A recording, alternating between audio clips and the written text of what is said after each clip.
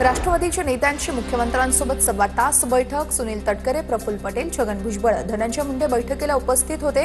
सुनेत्र पवार यांना उपमुख्यमंत्री करण्याचा प्रस्ताव, सूत्रांची माहिती। तर अजितदादांच्या खात्याबाबतही फडणवीसांना प्रस्ताव दिल्याची सूत्रांची माहिती। अजितदादांच्या खात्यासंदर्भात लवकरात लवकर निर्णय करायचा आहे असं मुख्यमंत्र्यांना सांगितलं, प्रफुल्ल पटेलांची माहिती। तर राष्ट्रवादीबाबतही लवकरात लवकर निर्णय घ्यावा लागेल, प्रफुल्ल पटेल यांचं वक्तव्य। अजितदादांच्या निधनानंतर लगेच राजकीय चर्चा करणं अमानुष आहे। सगळं स्थिर आल्यानंतर चर्चा करणं योग्य आहे। सुनेत्र पवार यांच्या उपमुख्यमंत्री पदाच्या चर्चांवरती संजय राऊतांची प्रतिक्रिया। सुनेत्र पवार उपमुख्यमंत्री झाल्या तर मला आनंदच, राज्याला पहिल्या महिला उपमुख्यमंत्री मिळतील, विजय वडेट्टीवार यांचं वक्तव्य। दोन्ही राष्ट्रवादी एकत्रीकरणासंदर्भात पवार कुटुंब एकत्र बसून निर्णय घेणार। आज किंवा उद्या पवार कुटुंबीय एकत्रित निर्णय घेण्याची शक्यता, सूत्रांची माहिती। शरद पवार अंतिम निर्णय घेणार असल्याचीही सूत्रांची माहिती। दोन्ही राष्ट्रवादी एकत्र येणं त्यांचा अंतर्गत विषय, पण दोन्ही राष्ट्रवादीनं एकत्र यावं असं मला वाटतं, विजय वडेट्टीवार यांची प्रतिक्रिया। दोन्ही राष्ट्रवादी एकत्र येतील, अजितदादा असतानाच दोन्ही राष्ट्रवादी एकत्र येण्यासाठी चर्चा सुरू झाली होती, नरहरी झिरवाळ यांचं वक्तव्य।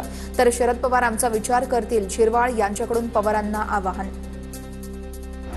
अजितदादांनंतर उपमुख्यमंत्री लगेच कोण होणार याची चर्चा करणं म्हणजे पत्ते आणि डाव खेळण्यासारखं, राष्ट्रवादी आणि इतर कोणीही चर्चा करणं अमानुष, राऊतांचं वक्तव्य। दोन्ही पक्ष एकत्र यावी अशी पहिली भूमिका होती, जयंत पाटील यांचं वक्तव्य। दोन्ही राष्ट्रवादी एकत्र येण्यासाठी बऱ्याच बैठका झाल्या, पालिका निवडणुकांनंतर निर्णय घेण्यासंदर्भात बैठकीत चर्चा झाली, जयंत पाटील यांची माहिती।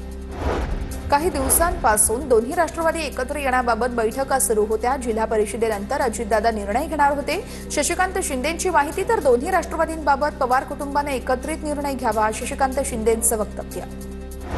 काही दिवसांपूर्वी राष्ट्रवादी एकत्र येण्याबाबत माझी दादांसोबत चर्चा झाली होती, उमेश पाटलांची माहिती। मात्र अजित पवार एकत्र येण्याबाबत काही म्हणाले नाहीत, उमेश पाटील यांच्या वक्तव्यानं चर्चांना उधाण। झेडपी निवडणुकीनंतर अजितदादांचा राष्ट्रवादी विलिनीकरणाचा विचार होता, सुनील टिंगरेंची प्रतिक्रिया। तर दादांनंतर वहिनीशिवाय पर्याय नाही, सुनेत्र पवार यांनी नेतृत्व करावं, सुनील टिंगरे यांचं वक्तव्य। काही दिवसांपासून दोन्ही राष्ट्रवादी एकत्र येण्यासंदर्भात बैठका सुरू होत्या, शशिकांत शिंदेंचं वक्तव्य। दोन्ही राष्ट्रवादींसंदर्भात पवार कुटुंबाने एकत्रित निर्णय घ्यावा, शशिकांत शिंदेंची मागणी।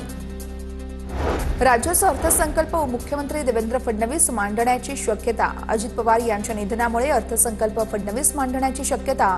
23 फेब्रुवारीपासून राज्याच्या अर्थसंकल्पीय अधिवेशनाला सुरुवात होणार।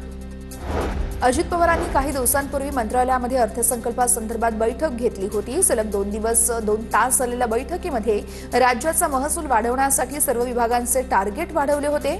यंदाच्या अर्थसंकल्पासंदर्भात अजितदादांकडून आधीपासूनच तयारी सुरू होती। अजित पवारांच्या विमान अपघाताची सीआयडी चौकशी सुरू, सीआयडी चौकशी करण्याचे राज्य सरकारचे आदेश। अजित पवारांच्या विमान अपघाताचा AAIBकडून तपास सुरू, विमानातील ब्लॅक बॉक्स ताब्यात घेण्यात आल्यानंतर सर्व टेक्निकल रेकॉर्ड्स, ऑपरेशनल तपशील, घटनास्थळावरील तथ्याचा तपास केला जाणार। अजित पवारांच्या पायलटनं शेवटच्या क्षणी प्रतिसादच दिला नाही, नागरी हवाई उड्डाण मंत्रालयाचं प्रसिद्धीपत्रक, विमानाचा कंट्रोल हवेतच सुटल्याचं सीसीटीव्हीतून समोर।